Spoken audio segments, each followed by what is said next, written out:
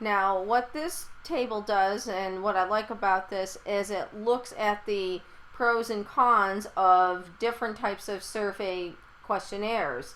You know, whether you can do it in person, by telephone, by mail, or interview.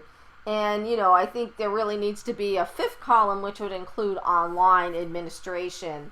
So that's becoming more and more common. So what's the easiest? What are the pros and cons? Sometimes you need to do an interview for formative data collection and pilot data. Oftentimes interviews need to be done, especially with a large study like our church study from Virginia Tech. You're not going to develop the content of the intervention you know, of $1 million budget without sort of doing a pilot testing and getting some preliminary data from people who might be participants in your study. So there are pros and cons with each one of these. Of course, online, the internet, SurveyMonkey's probably the most common one.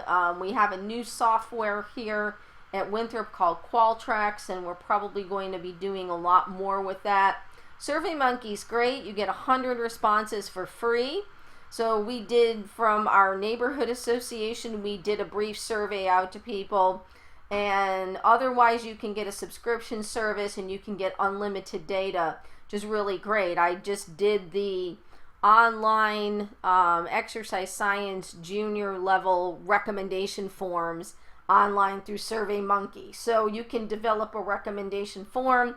It looks professional, and you can download the data. You can put it into Excel.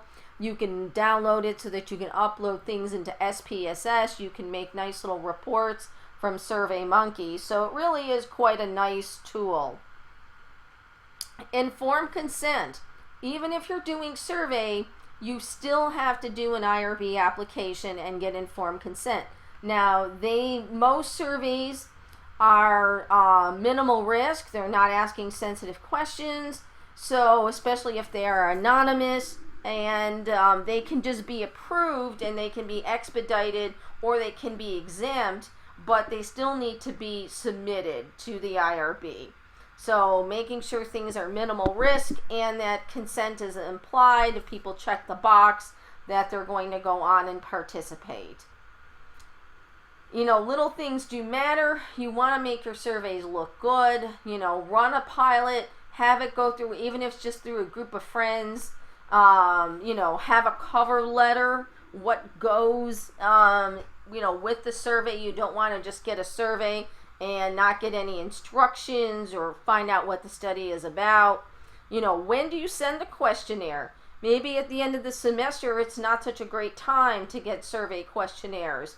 You know, maybe during the holidays is not such a great time. So, you know, self-selection. Are you only going to get the people who are most interested? So people who are very passionate about an issue may be the ones that respond. And we talked about that with surveys on whether, you know, student athletes should get paid. People are going to have a very strong opinion about that. You know, do you need to prompt people? Hey, I sent you the survey. Can you please return it? You know, how many times can you ask people to return the survey before you give up that, you know, they're sort of dropping out without not really telling you? You know, how to get return rates. Small sample size are going to reduce the internal validity. Can you follow up people who didn't respond and find out why they didn't respond? Well, that's very nice, but good luck with that. Interviews can be quantitative, so you can do a survey Likert type scale, but you can do it in an interview format. But most of the time people are going to do qualitative, so you really want the open-ended questionnaires. It can be more reliable and valid.